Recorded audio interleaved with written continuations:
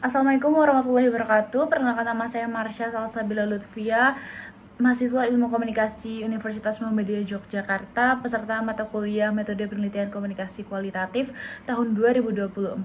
Pada video ini saya akan menjelaskan tentang analisis framing. Selanjutnya yaitu pengertian dari analisis framing. Yaitu analisis framing adalah analisis yang dipakai untuk melihat bagaimana media mengkonstruksi realitas.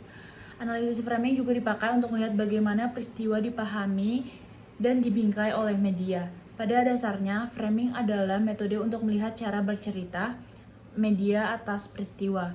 Cara bercerita itu tergambar pada cara melihat terhadap realitas yang dijadikan. Fungsi dari analisis framing yaitu alternatif model analisis yang dapat mengungkap rahasia di balik semua perbedaan media dalam mengungkapkan fakta. Analisis framing dipakai untuk mengetahui bagaimana realitas dibingkai oleh media. Selanjutnya yaitu model framing. Yang pertama yaitu Pandan-Kossicki yang memfokuskan pada bagaimana seseorang memproses informasi dalam dirinya. Nah, yang kedua yaitu Entman, yaitu memfokuskan pada bagaimana seleksi isu dan penonjolan aspek-aspek tertentu dalam mengemas suatu isu atau peristiwa. Nah, karakteristik dari analisis framing yang menjadi pusat perhatiannya adalah pembentukan pesan dari teks framing, terutama melihat bagaimana pesan atau peristiwa dikonstruksi oleh media.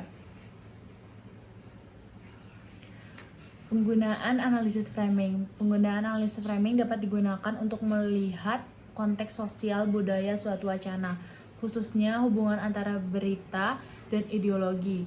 Analisis framing juga dapat digunakan untuk melihat siapa mengendalikan siapa dalam struktur kekuasaan. Nah, pengaruh dari analisis framing dapat kita lihat bagaimana halayak memahami dan menginterpretasi berita yang diberitakan oleh media. Framing juga dapat mempengaruhi bagaimana wartawan mengonstruksi peristiwa dan menyajikan kepada halayak pembaca. Keterbatasan analisis framing yaitu keterbatasan dalam memahami bagaimana halayak menginterpretasi berita yang diberitakan media, serta keterbatasan dalam memahami bagaimana wartawan mengonstruksi peristiwa dan menyajikan kepada halayak pembaca. Sekian dari saya, semoga video ini bermanfaat. Wassalamualaikum warahmatullahi wabarakatuh.